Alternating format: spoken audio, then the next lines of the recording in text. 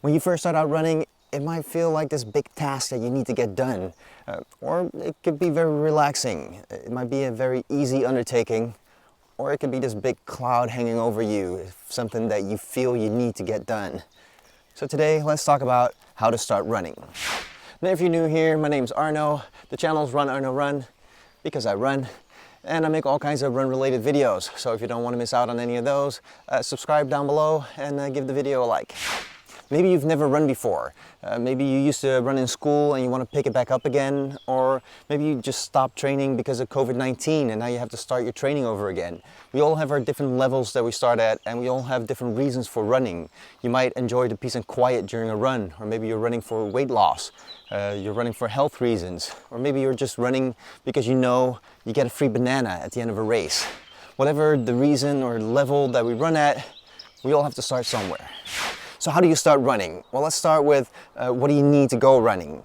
When you first start out running, you don't want to get expensive gear straight away, but what I do recommend is some good shoes. You need good shoes. You need support for your feet, your legs. Your whole body is taking an impact during your runs, so you need good shoes. Now, it's hard to say which shoes are the best shoes for running because everybody's feet are different. The way you walk, the way you run is different. So what I recommend for this is to go to your local run store. Most stores can do scans of your feet, and that way they can tell you exactly what is the right shoe for you. If you want to know what shoes I run in, I always leave a list of shoes that I have in the description of every video, so you can check that out. Also, I've done a bunch of videos where I do reviews on shoes, so you can see the shoes there. And when you start running, you don't want to overdo it. Now, the reason for this is that when you go out on your first run and you're not used to it, hello, you go out on your first run and you run too much, then yeah, you're gonna feel it the next day. We all know the saying, no pain, no gain.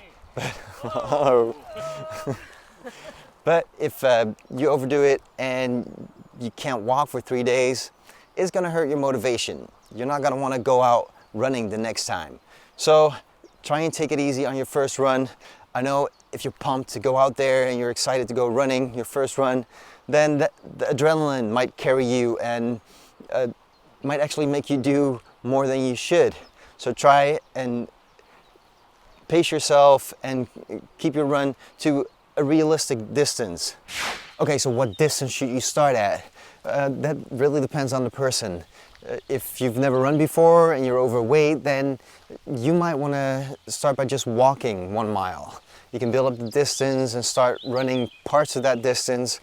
Now, if you're in good shape and if you're doing a lot of walking for your work, then you might start out by running 1 mile. Run walk is a really great way to improve on your distance, especially in the beginning of your training. You run for a bit until you feel like you can't go anymore, you're out of breath. You walk for a bit and then catch your breath, and then you start up running again. It's a great way to improve on that distance.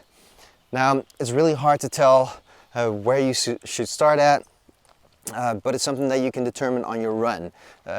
Take into account how you feel on your run, if you feel that you can do more or not, but also the activity level that you normally have. If you drive your car to work, sit in the chair at work all day, and then drive home and sit in front of the TV, then you're not very active, and you need to take into account that when you start running and all of a sudden being active, that's going to have an impact on your body. So yeah, you might want to start with doing shorter runs. How do you build up your distance? Very slowly. Your body needs to get used to running, your muscles need to get used to it, you need to recover from your runs. So once you get used to it, then you can slowly build up the distance. When I first started running and I was training for a half marathon, I set out a course of 3 kilometers.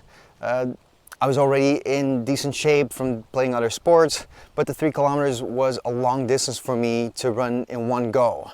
I wasn't building up distance towards that half marathon, but I wanted to be comfortable with that 3K. I wanted to make that an easy run and to become faster at that distance. So I did that for weeks until I was comfortable running that 3K, and then I started building up the distance. So start with something that is realistic. Pick a distance that is not too long, but long enough to be a challenge. And run that distance over and over again. Be comfortable running that distance. Make that distance your own before you start adding to the distance and run longer runs. Add half a mile, a kilometer to it, and then build up your distance. When I started building up from that 3K, I kept building up until I got to 10K. I was amazed I could even run 10K. It was, in my mind, the longest distance I could ever run. But when I got to that 10K, I stopped building up the distance again. I did the same thing as I did with the 3K. I kept running 10K. I wanted to get comfortable at running 10K until 10K became an easy run. So yeah, that's the way you build up your distance. Get comfortable at a point that you know that is your easy run, and then build up your distance until you get to a point where you do the same thing and then build up again. Another great help for running is strength training, especially if you're having trouble running shorter distances in the beginning.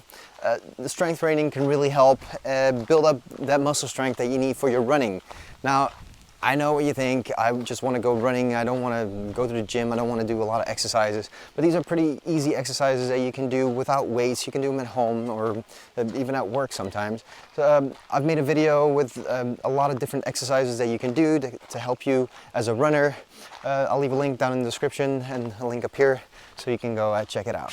Running is different for everybody. The way you run, the reason why you run, or even the way you enjoy your run. But we're all trying to improve on our running, whether that is for a longer distance or to run faster, to get ready to participate in a race or to actually win that race.